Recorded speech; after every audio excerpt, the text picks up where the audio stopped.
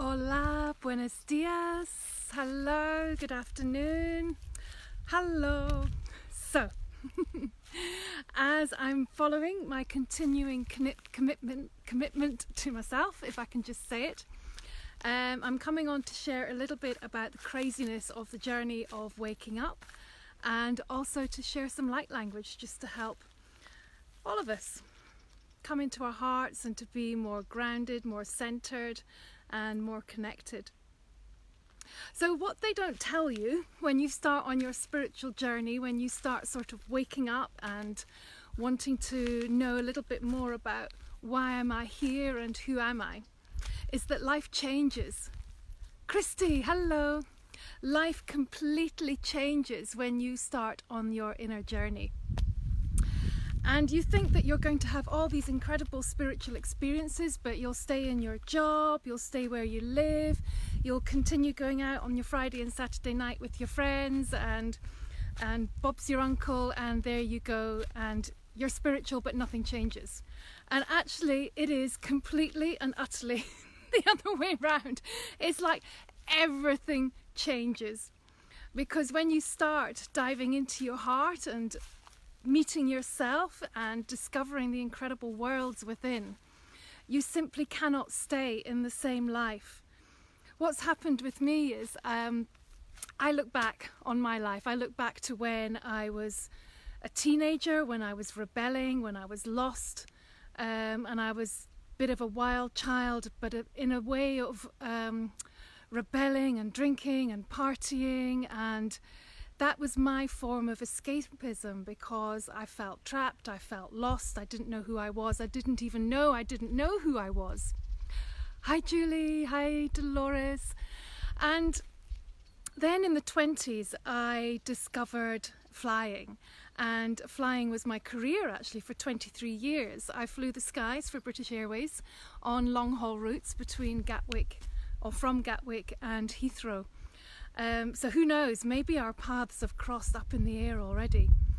And those years were my freedom years, but they were also escapism. And still I had no idea of anything spiritual. I didn't know I was a healer. I had absolutely no clue at all.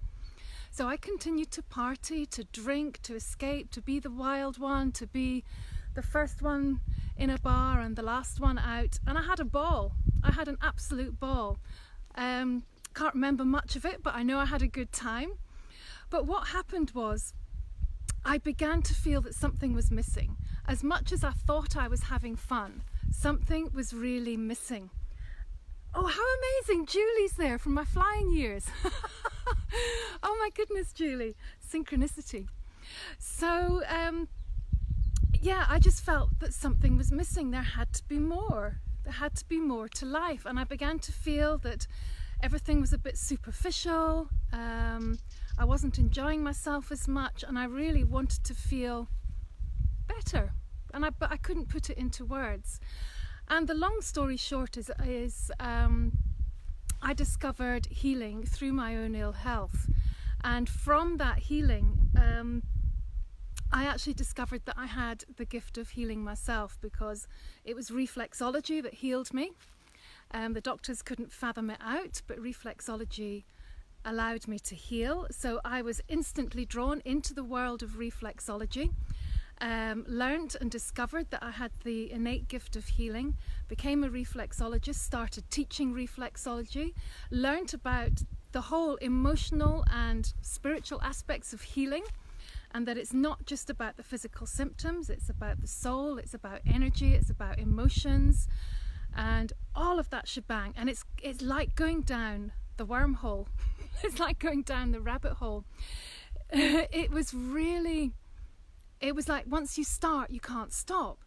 And I found myself, even when I was en route flying, instead of going out partying, I was taking myself off to the bookshops. I was taking myself off to like Barnes and Nobles and reading the whole mind, body, spirit shelf, and having coffee. And I was just fascinated, and I became like a sponge. I really became like a sponge. And slowly and surely my priorities started changing, and I started changing. One of the most powerful spiritual awakening experiences I had me going from being a bit like a tomboy. I used to sort of dress down in khakis and big t-shirts, and it was all very masculine. That's the environment that I grew up in, with 3 brothers and a military family. So there was no femininity around me. So I spent the whole time trying to mask my femininity. And that all shifted through a spiritual awakening, and I found myself buying a skirt and enjoying it. I found myself being drawn to quieter places. I found my tolerance to noise and people really lowering. And this sort of built and built and built. And it's become even more magnified since I discovered my gift as a channel. So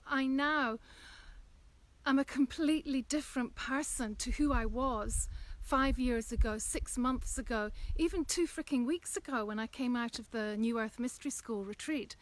But I'm not different. I haven't changed as such. All I've done is meet myself and allow myself to become myself. I've dropped the layers of conditioning, of old beliefs, of old patterns that I didn't even know weren't me. So now, I haven't got my glasses. Oh God, I'm going to squint again. I think it's Karen, loving the hair. Thank you, Karen. So, so things really change. If you want to live from your heart, if you want to change your life, then it's going to be a change on the inside to bring the change in the outer world. I have very, very low tolerance to alcohol now. I dip in and out of it. I sometimes think I really want it, and I'll have a glass and feel like shit, and then I'll have 2 glasses, feel like shit, and I think, no, I can't do that anymore. And then I feel so clear and strong when I don't have a drink.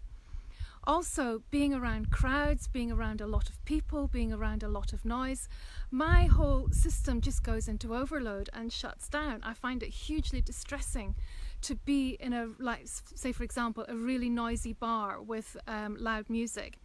I simply can't do that, and yet that is what I thrived on in my younger years. I used to be a city girl as well, and now look, I live up here in the mountains, can't see any neighbours, and I am happy because I love and I crave and I thrive in peace and quiet and nature. So sorry, that was Scott trying to phone me. I have gone from being a wild child and a rebel and a party animal to almost being a bit of a hermit up in the mountains, but I've never been happier because I'm here living from my heart. I love. And when we really come into our hearts, we're actually pushed to the edge to take leaps of faith, to trust what our heart says, to trust what our inner voice says, to maybe go against what other people think is right for us, or what society says we should do, or how we should behave. So for example, society says having a kilo of purple dreads in your hair means you're a rebel, means you're not a good person, or you're weird. Well, yes, I am all of those, but I'm also love. So we learn to drop judgments of other people, we learn to drop judgments about ourselves, and we embody the courage to be who we are. And it's not easy. It really isn't easy being different, because we're so conditioned into being a certain way, and into behaving a certain way, and into living your life a certain way. So this journey of being spiritual isn't just about sitting on a cushion meditating. It's about embodying and diving into the truth of who you are and living that truth. Not being afraid to live it. Being yourself. Speaking your truth. Showing up. Letting yourself be seen on your shitty days, or I don't know, it's all about being yourself. But it doesn't happen unless we do the journey within to drop everything that we think that we are, but we actually aren't. So the spiritual journey, yes, bit of a rabbit hole, absolutely amazing, fantastic, a bit of a fucking roller coaster ride, I have to admit. There are days when you think you're looping the loop and you're absolutely nuts, but all the way through that, the heart stays still. And when your heart stays still and you feel that trust and you feel that peace, you know you are in the right place because you've come home to you. So that's just a little bit about me. Wild child, party animal, into channel, living up in the mountains. You just never know. I would never have guessed my life would have turned out like this. And my vision, I was given a vision years and years ago, of me being on a stage, sharing, channeling in person to people, to massive, massive audiences. And this is what is beginning to happen. But that couldn't happen until I was ready to meet myself in my heart, till I was courageous enough to be who I am and to not be afraid to step out and be seen. And listen, we all have our own journeys. You know, we all have our own different journeys, and they're all magical and they're all special and they're all unique. And when we follow our hearts to be ourselves, oh my goodness, this is when life really, really begins. We become alive. We feel peaceful. We feel connected. The fear drops away. Not always, but the fear drops away because we know ultimately that everything is in divine alignment. And yes, you know, life happens. We have our little hiccups and we have our little dips. But that's part of being human, and that's part of our journey. So, hi Isabel, hello. Let me just see if I can see if you can get the mountains in. There we go, that's nicer. That's a nicer view for you. So this is the Sierra Lujar mountain. Actually, no, she's over there. But this is the Alpujarras in Spain, and it is the place that I was called to be. I followed some really crazy intuitive hits and prompts from a friend to come to this area. And as soon as Scott and I arrived here, I said, this is it. This is where we're meant to be. And since coming onto this land, it's the channeling and the healing and the energy that works through me has just magnified beyond anything that I thought possible. So never say never. Never, ever say never. Hello, Rose. Hello. Meet your Spanish mountains. You're going to be over there looking down on here. Okay, I'm going to share some light language. So I'm just going to take a moment. There's nowhere to sit, so I'm just going to ground myself and go into the energy. And, oh, sorry, I'm just going to have to... Anne, hello. Really must remember to bring my glasses. Faye, Lynette, hello lovely. Sylvia, Ineki, oh lovely. Jane, Bev, Linda, Karen, oh Riverlark, oh my lovely, oh beautiful, Julie, okay, right, enough of trying to read names. It's time for some love. It's time for some healing. It's time to receive, and it's time to be. So if you'd like to join me, just take a moment now to close your eyes, just to get settled into the space. As with all the light languages, I don't attach any meaning or intentions or labels or limits to what is going to be shared. We step forward in complete trust and in flow for what comes through. But I'm going to have to sit down.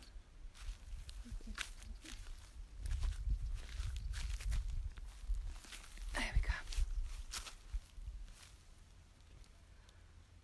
Okay. We're losing the view of the mountains now, but never mind, it'll come back. So just taking a moment to get settled, to land, to ground, to come into this moment. And just start deepening your breath and taking your focus down into your heart.